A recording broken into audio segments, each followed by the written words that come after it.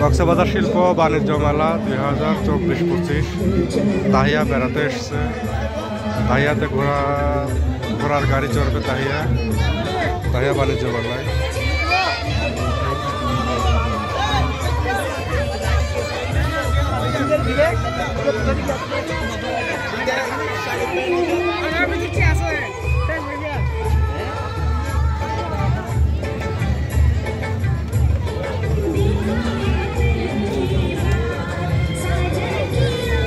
খুব খুশি।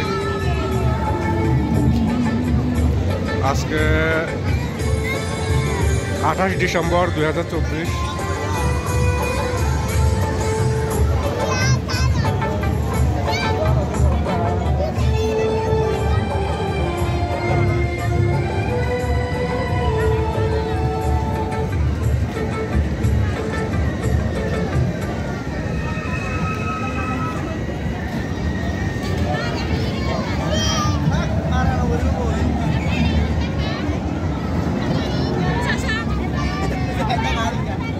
দূর-দূরান্ত থেকে আগত সম্মানিত দর্শক ও দর্শনার্থীবৃন্দ,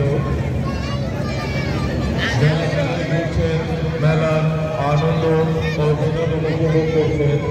অবশ্যই মনে রাখবেন, ladies purse, mobile phone, money bag এবং আপনাদের প্রয়োজনীয় মালামাল নিজ নিজ দায়িত্ব রেখে এই